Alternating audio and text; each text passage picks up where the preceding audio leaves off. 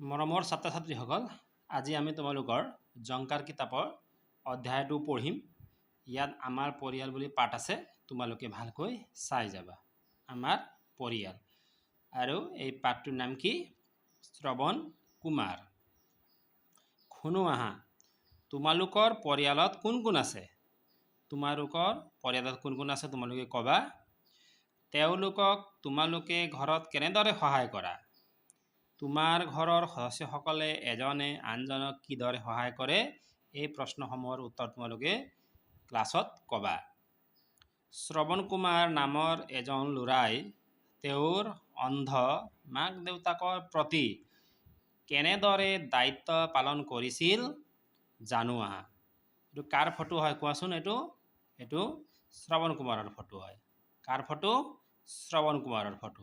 আৰু এইজন শ্ৰৱণ কুমাৰৰ দেউতা আৰু এইজনী মা। এওঁলোকে দুয়োজনে চকুৰে দেখা নাছিল, তেওঁলোক অন্ধ আছিল। বুজি পালানে? এতিয়া আমি এই কাহিনীটো ভালকৈ শুনিম, তোমালোকে ভালকৈ চাই যাবা। শ্ৰৱণ কুমাৰ নামৰ এজন ল'ৰা আছিল। শ্ৰৱণৰ মাক দেউতাক অন্ধ আছিল। অন্ধ মানে কি আছিলে? চকুৰে নেদেখা, তেওঁলোকে চকুৰে দেখা নাছিল।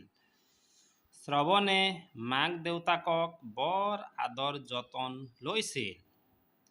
মাক দেউতাকৰ বাবে গা ধুবলৈ, পানী অনা, ভাত ৰন্ধা আদি সকলো কাম শ্ৰৱণে নিজে কৰিছিল।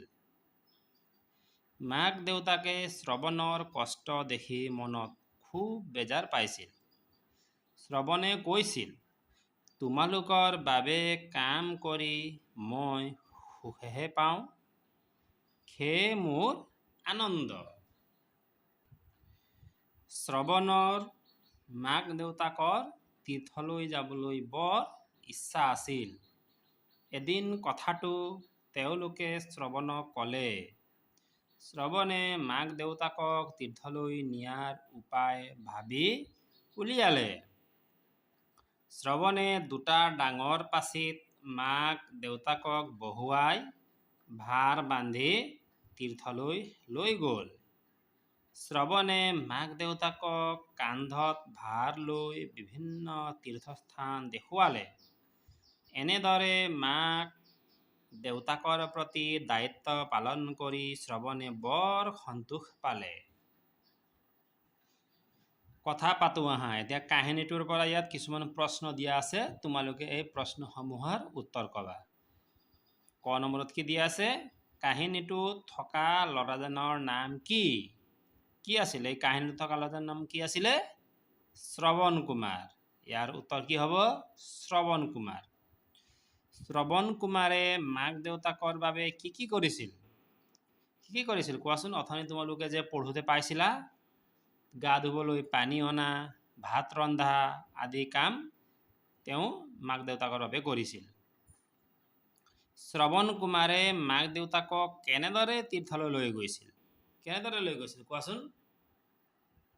দুটা ডাঙৰ পাচিত মাক দেউতাকক বহুৱাই ভাৰ বান্ধি তেওঁ তীৰ্থলৈ লৈ গৈছিল।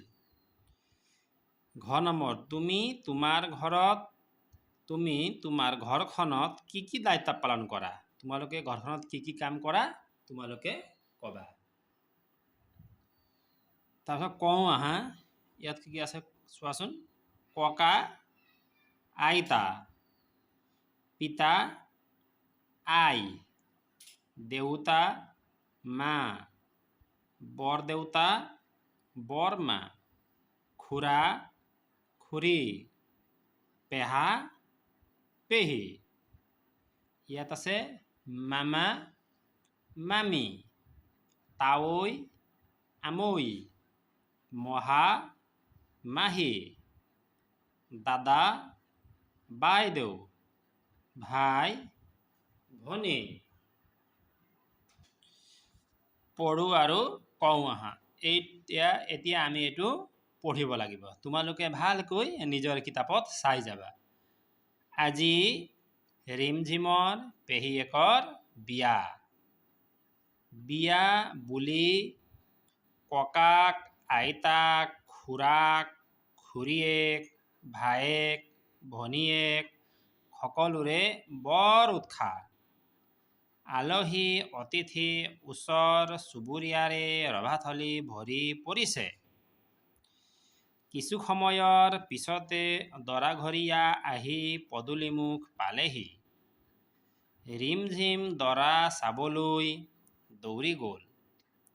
কিন্তু মানুহবোৰে দৰাজনক আগুৰি ধৰি আছিল। তাই দৰাক দেখা নাপালে। দৰাক নেদেখি তাই ভেকুৰিবলৈ ধৰিলে। তাকে দেখি ওচৰতে থকা খুৰাকে তাইৰ হাতত ধৰি আগুৱাই নিলে। দৰাক দেখি ৰিমঝিমে বৰ ৰং পালে। এইটো তোমালোকে পঢ়িব পাৰিবানে? এইটো ভালকৈ চাই পেলাই তোমালোকে পঢ়িবা। এতিয়া ইয়াত ক'ব লাগিব। কওঁ আহা। এতিয়া ইয়াৰ পৰা ইয়াত প্ৰশ্ন দিয়া আছে, তোমালোকে এইটো চাই উত্তৰটো ক'ব লাগিব। ক নম্বৰ, ৰিমঝিম কি চাবলৈ দৌৰি আহিছিল?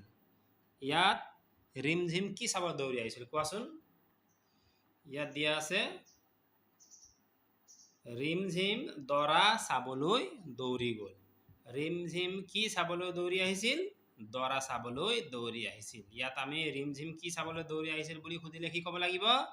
দৰা চাবলৈ দৌৰি আহিছিল বুলি ক'ব লাগিব। মানুহবোৰে কাক আগুৰি ধৰি আছিল?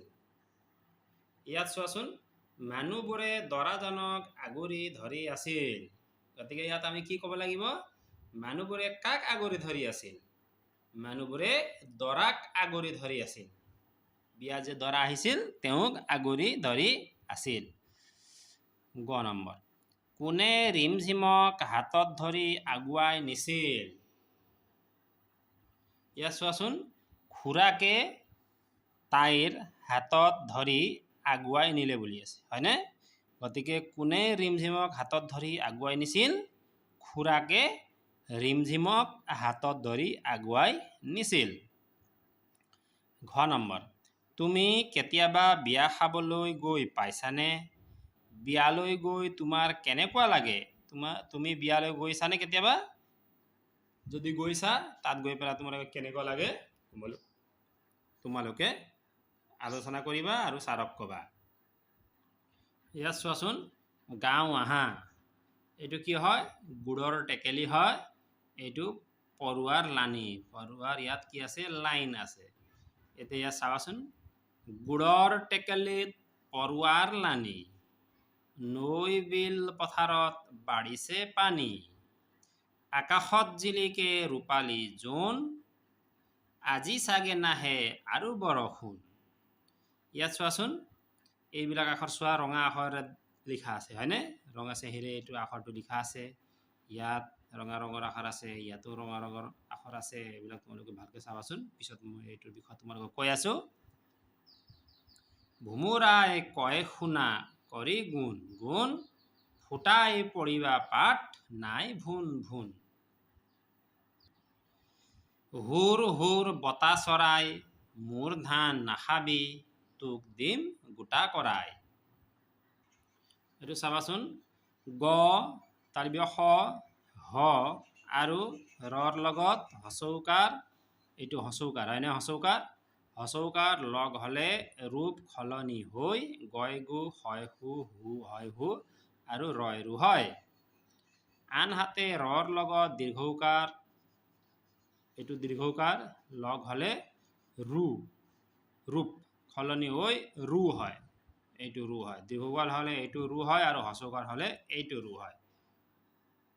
এতিয়া ইয়াত চাবাচোন, গত কি কাট দি আছে? হচৌকাৰ আছে। গত হচৌকাৰ, হয় নহয়? এইটো কি হ'ল? গু হ'ল। কিন্তু আমি কেনেকৈ লিখিব লাগিব? গু এনেকৈ লিখিব লাগিব। হত কি কাট আছে? হচৌকাৰ আছে। এতিয়া হৰ হচৌকাৰ যোগ হৈ ৰূপ সলনি হ'ল। কেনেকুৱা হ'ল? হয় হু। এতিয়া হত হচৌকাৰ লিখিব লগা হ'লে আমি কি লিখিব লাগিব? হয় হু। সেইকাৰণে হুৰ হুৰ বতা চৰাই বুলি যে আছে, এনেকুৱা হু আছে। হয় হু, এইটো ৰ, হুৰ। তালবীয়া খত হচৌকাৰ হ'লে খু হ'ব, এইটো খু। এতিয়া খুৰ লিখোঁতে আমি এনেকৈ লিখিব নালাগে। কেনেকৈ লিখিব লাগিব? এনেকৈ লিখি এইটো এনেকৈ খু ৰ খুৰ লিখিব লাগিব। বুজি পাইছানে? এতিয়া ৰত কি কাৰ আছে? এইটো ৰত এইটো দীৰ্ঘকাৰ আছে। ৰত দীৰ্ঘকাৰ হ'লে ৰূপ সলনি হৈ কেনেকুৱা হ'ব? ৰু এনেকুৱা ৰু হ'ব। গতিকে তোমালোকে এইটো ভালকৈ চাই ৰত দীৰ্ঘকাৰ দিব লগা হ'লে এনেকুৱা ৰু লিখিবা। আৰু এইটো ৰত হচৌকাৰ হ'লে ৰয় ৰু এনেকুৱা হ'ব ৰু। এইটো চোৱা, হচৌকাৰ হ'লে এনেকুৱা ৰু আৰু ৰত দীৰ্ঘকাৰ হ'লে এনেকুৱা ৰু হ'ব। এইটো তোমালোকে নাপাহৰিবা। পঢ়োৱা ৰূপ ধূপ। এতিয়া চোৱা, ধত দীৰ্ঘকাৰ হ'লে কিন্তু ধ দীৰ্ঘকাৰ ধু এনেকুৱাই হ'ব ধূপ। কিন্তু ৰত দীৰ্ঘকাৰ হোৱাৰ কাৰণে এইটো এনেকুৱা ৰু হ'ল। ৰূপ ধূপ গুণ ধুন ফাগুন, ইয়াত গয় গু আছে, ধুৰূপ মাগুৰ কুৰুৱা শুৱনি মহুৰা ৰূপালী পৰুৱা। ছবি চাই খালী ঠাইত কি হ'ব লিখোৱা। এইটো কিহৰ ছবি? এইটো গৰুৰ ছবি। অকল গ দিয়া আছে। এতিয়া গৰু হ'বলৈ ইয়াত কি দিব লাগিব? ৰু দিব লাগিব। এইটো কিহৰ ছবি? খগুন। খগুন, গয় গু দিয়া নাই, আমি ইয়াত দিব লাগিব। এইটো কিহৰ ছবি? খিহু। খি দিয়াই আছে, আমি ইয়াত হু লিখিব লাগিব। এইটো কিহৰ ছবি? পহু। প আছে, এতিয়া হু লিখিব লাগিব, হয়নে? এতিয়া চোৱা, গ কি দিব লাগিব? ৰু। ৰু লিখিলে আমি হচৌকাৰ কেনেকৈ দিব লাগিব? এনেকুৱা। ৰত হচৌকাৰ হ'লে এনেকুৱা লিখিব লাগিব, হয়নে? এইটো খগুন গু। খগুন গু খগুন। গত হচৌকাৰ দিলে এনেকুৱা গু লিখিব লাগিব। শিহু হয় হু, হত হচৌকাৰ হ'লে হু, তেনেকুৱা হু আমি এনেকৈ লিখিব লাগিব। আৰু পহু হু, এইটো হত হচৌকাৰ হ'লে ৰূপ সলনি হৈ এনেকুৱা হু হ'ব। তলৰ আখৰজালৰ পৰা আখৰ বিচাৰি শব্দ গঠন কৰি পঢ়ো আৰু লিখো আহা। এতিয়া চোৱা, ইয়াত কি হ'ব? আমি লিখিম নহৰু হ'ব। এটা নহৰু কি হ'ব? ইয়াত নহৰু। নহৰু নহৰু হ'লে এইটো নহৰু। এতিয়া গৰু গৰু গৰু। আৰু এটা কি হ'ব? গুৰ। কি হ'ব? গুৰ। গুৰ গুৰ। তাৰপিছত আৰু এটা কোৱা ৰূপ। ৰত দীৰ্ঘকাৰ দিলে এনেকুৱা হ'ব প ৰূপ। তাৰপিছত মহুৰা হু এইটো ৰা মহুৰা। তাৰপিছত শুৱনি শুৱনি, নত কি কাৰ দিলোঁ? হচৈকাৰ শুৱনি। তাৰপিছত আৰু কি মিলিব? ইয়াত হ'ব গুৰু। গুৰু। গু আৰু ৰু মিলি কি হ'ব? গুৰু। পশু পশু। ইয়াত লিখিব পাৰি আমি হুৰ। হুৰ হুৰ।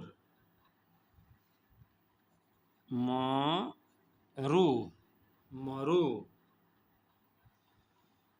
এতিয়া ইয়াত চোৱা, পৰুৱা ককাই খুহুৰি মাৰি কেনি বাৰু যোৱা, চেনি গুটি পেলাই থৈছো খোৱা যদি খোৱা, পঢ়া শুনা কৰে যি গুণী মানি হয় সি। আৰু এবাৰ চোৱা, পৰুৱা ককাই খুহুৰি মাৰি কেনি বাৰু যোৱা, চেনি গুটি পেলাই থৈছো খোৱা যদি খোৱা, পঢ়া শুনা কৰে যি গুণী মানি হয় সি। ইয়াত চোৱাচোন, ঘৰিয়াল আৰু বান্দৰ। ছবি চাই সাধু কওঁ আহা। ইয়াত কি দেখিছা কোৱাচোন? ইয়াত বান্দৰ আছে, ঘৰিয়াল আছে, শহা আছে, তাৰপিছত বান্দৰৰ পোৱালি ইয়াত আছে, এইটো কি হাঁহ আছে, ইফালে নদী আছে, ইহঁতে গছৰ তলত বহি আছে, ইফালে কল আছে, কলত পকা ফল লাগি আছে, হয় নহয়? পকা কল আছে ইয়াত। তাৰপিছত ইয়াত ইহঁতে কি কৰিছে? আলোচনা কৰিছে যে নদী পাৰ হ'লে ইয়াত কলগছ আছে আৰু ইয়াত পকা কল আছে, গতিকে আমি নদী পাৰ হৈ যাব পাৰিলে পকা কল খাব পাৰিলোহেঁতেন। কিন্তু বান্দৰ এইটো খহা গৈ পেলাই পাৰ হৈ এই কল আনিব নোৱাৰে, কিয়নো তেওঁলোকে এই নদী সাঁতুৰিব নোৱাৰে। হাঁহ আছে, হাঁহে কিন্তু সাঁতুৰি যাব পাৰে, কিন্তু ইমান ডাঙৰ কল হাঁহে অকলে আনিব নোৱাৰে। এতিয়া ঘৰিয়ালেও পানী পাৰ হৈ যাব পাৰিব, কিন্তু গৈ পেলাই এনেকৈ গছত উঠি এই কলটো লৈ আনিব নোৱাৰে। তেতিয়া তেওঁলোকে আলোচনা কৰিলে। কি আলোচনা কৰিলে?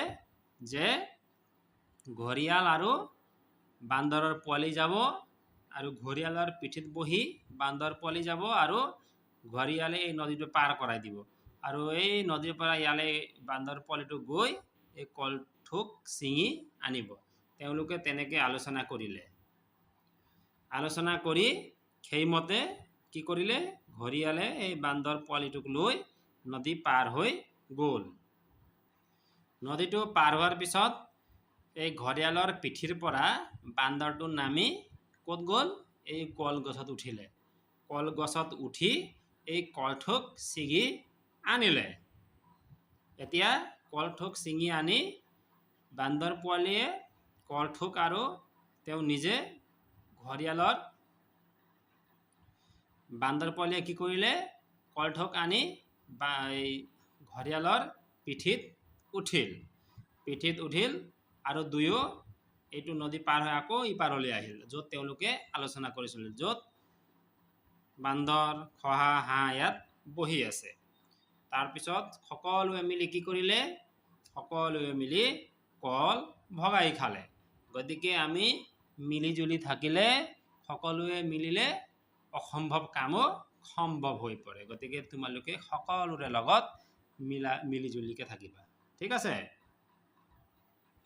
কথা পাতো আহা। ছবিখনত কি কি জন্তু দেখিছা? এতিয়া ছবিখনত কি কি জন্তু আছিলে কোৱাচোন?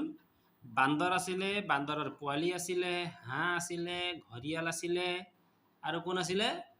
খহা আছিলে। নদীৰ সিপাৰে কি ফলৰ গছ আছিল? নদী পাৰ হোৱাৰ পিছত কি ফলৰ গছ আছিল? কলগছ আছিল, হয় নহয়? আৰু তাত পকা কল আছিল। বান্দৰটো কেনেকৈ নদীখন পাৰ হ'ল? কেনেকৈ পাৰ হৈছিলে কোৱাচোন? ঘৰিয়ালৰ পিঠিত উঠি বান্দৰটো নদী পাৰ হ'ল। বান্দৰটোৱে হাতত কি লৈ আহিছিল বাৰু? বান্দৰটোৱে হাতত পকা কল লৈ আহিছিল। এইটো কেঁচা কল, কিন্তু এইটো হালধীয়া ৰঙৰ পকা কল লৈ আহিছিল। সাধুটো নিজৰ কথাৰে কোৱা। এই সাধুটো তোমালোকে নিজে ক'বা। ছবি চাই খালী ঠাই পূৰ কৰোঁ আহা। নদীৰ সিপাৰে পকী আছিল। নদীৰ সিপাৰে কি পকী আছিল? কল পকী আছিল। কল। নদীত এটা আছিল, কি আছিল? ঘৰিয়াল আছিল।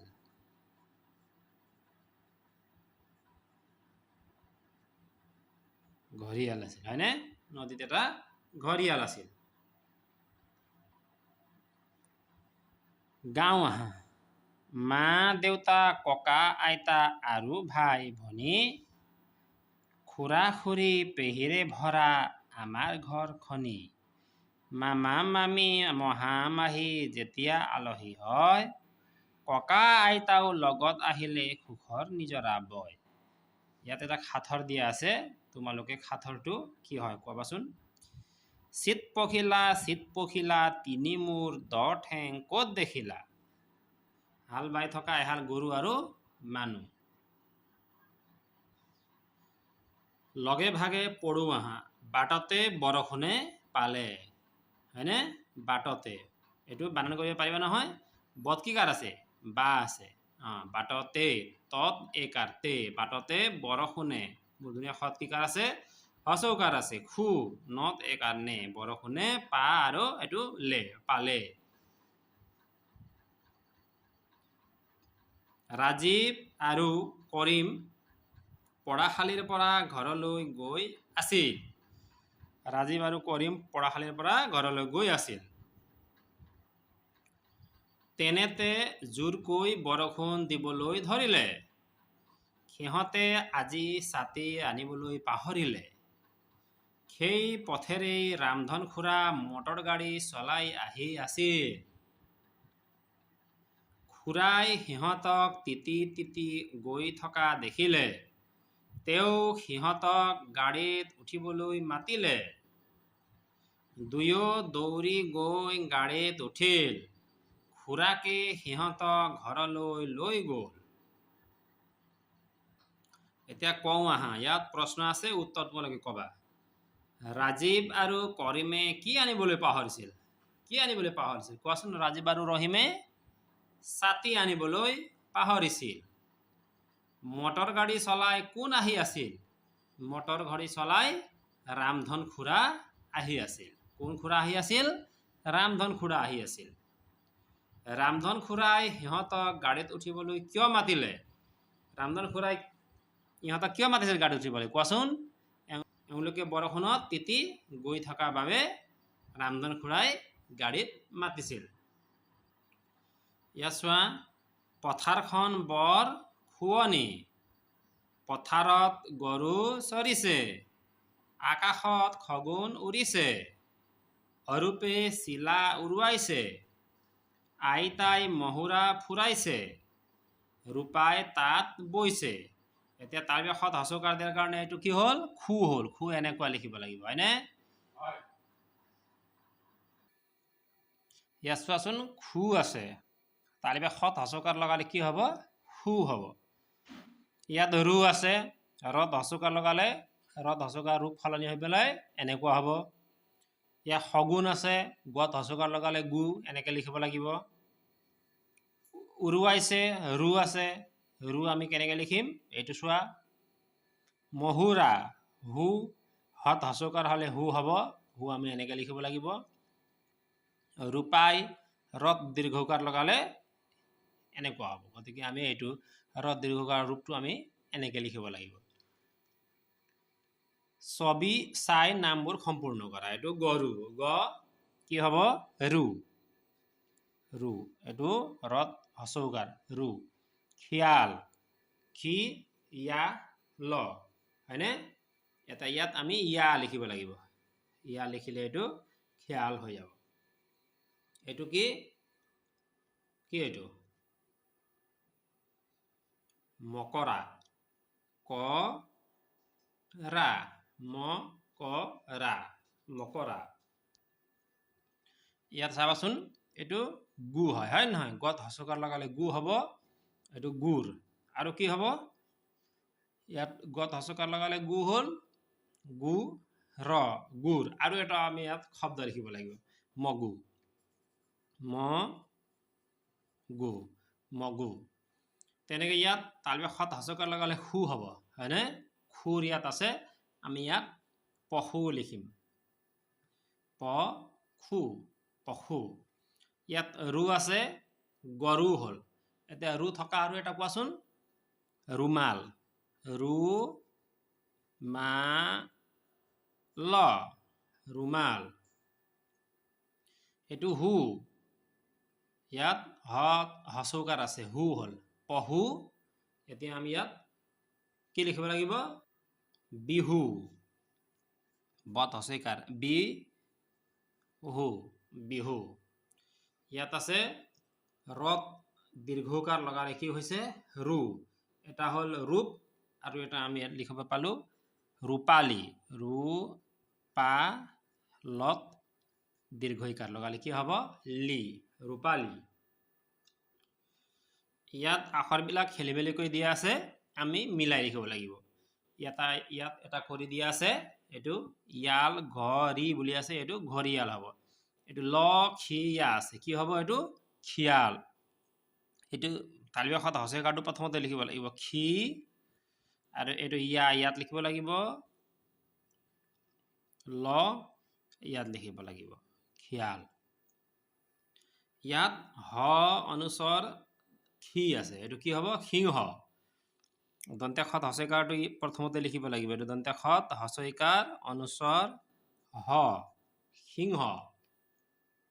ইয়াত ঘ আৰু বা আছে কি হ'ব এইটো বাঘ হ'ব বা আৰু ঘ বাঘ বা ঘ বাঘ কলু ভা এইটো হ'ব ভালুক ভা লু ক ভত আকাৰ ভা লত হচুকাৰ দিলে লু আৰু এইটো ক ভালুক এইটো হয় হু প আছে হুপ কি হ'ব এইটো প হু পহু পহু